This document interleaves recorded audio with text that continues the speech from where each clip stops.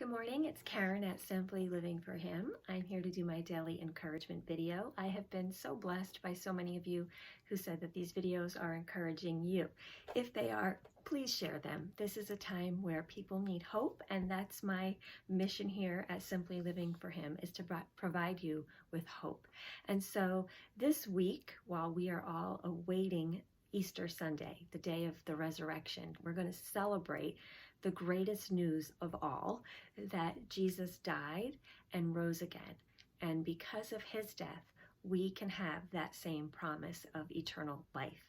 And in thinking about this week, I know that it got me to thinking about, right now how so many of us are just feeling hopeless and helpless and scared and fearful.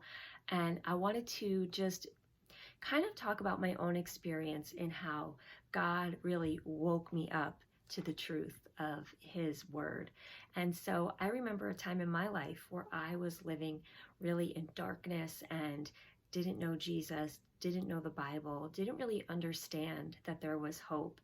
And there was a time where I was at the lowest of my low, I would say. And I clearly remember driving around in my car aimlessly. I wasn't going anywhere. I just was driving around because I had this feeling of just like there was more to life than what I was living and experiencing at that moment, but I couldn't find a way out.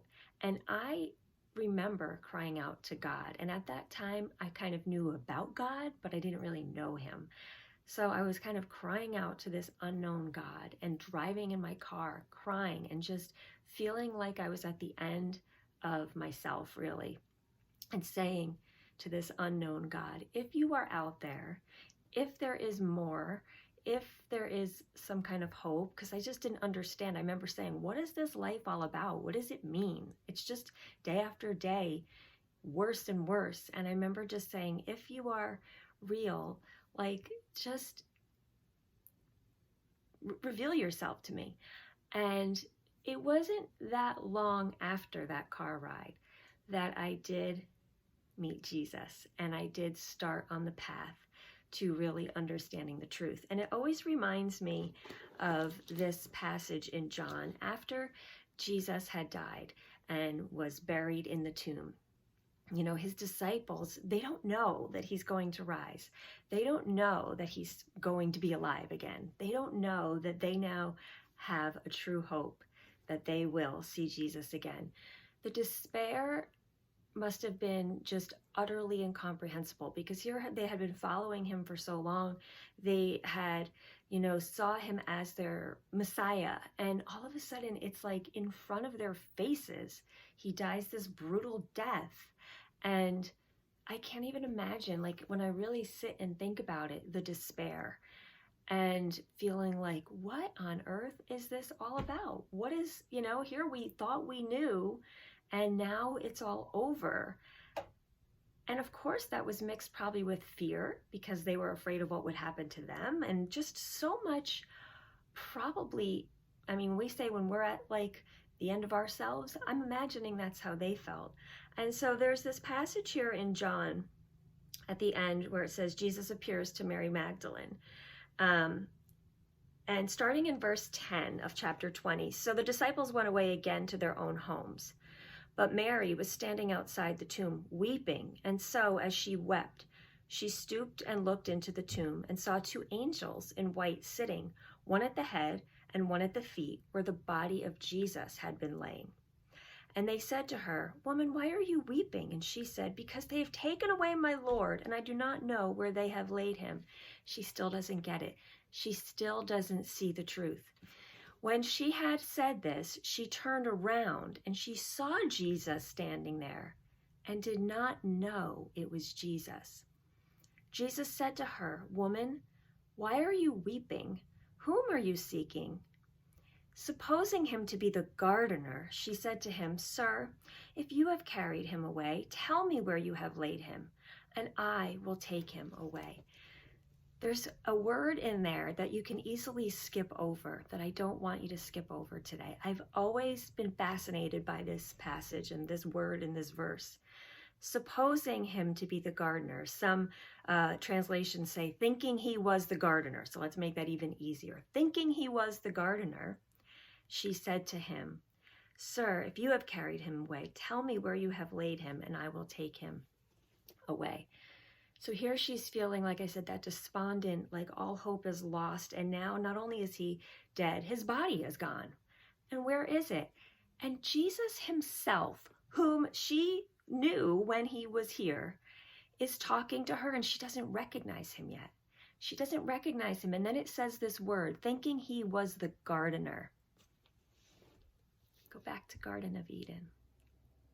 God is our master gardener. That word isn't an accident there. Think about the relationship to the Garden of Eden and how God is our master gardener. He has provided us the hope of a paradise someday, of Eden being restored. And so here it says, thinking he was the gardener, or supposing he was the gardener. And then it goes on to say, Jesus said to her, so now he talks to her again, "Mary," and she turned to him in Hebrew, "Rabboni," which means teacher. Jesus said to her, "Stop clinging to me, for I have not yet ascended to the Father. But go to my brethren and say to them, I ascend to my Father and your Father, and my God and your God. And then it goes on and she says, "I have seen the Lord." So all of a sudden, she recognizes him. She didn't recognize him at first. She thought he was the gardener. But again, I don't think that word is an accident. And then her eyes are kind of unveiled, and she sees him for the truth, and she sees who he truly is. For many of us, Jesus is right there. He's right there. He's talking to you every day through his creation. He's showing himself every day through many different ways, and he's been there all along, but we're not recognizing him. And so this week, my prayer is that as we approach Easter and the truth that Jesus died for us so that we may live someday with God in heaven and bridge that gap we talked about in previous videos, my prayer is that all of us, as many as possible, would have that veil unlifted and you'd say, "I get it. I understand. I see Jesus and I want to know him more." And so I ask you, how can you share that gospel with others in your life today? If you're one of those people who just aren't seeing him, I would encourage you to reach out to me. I'd love to share more. If you know that truth and you recognize Jesus, I'd encourage you then to share that with others. This is our moment, Christians. This is our moment to shine. This is our moment to share the good news. It says in Matthew 28, "Go and make disciples."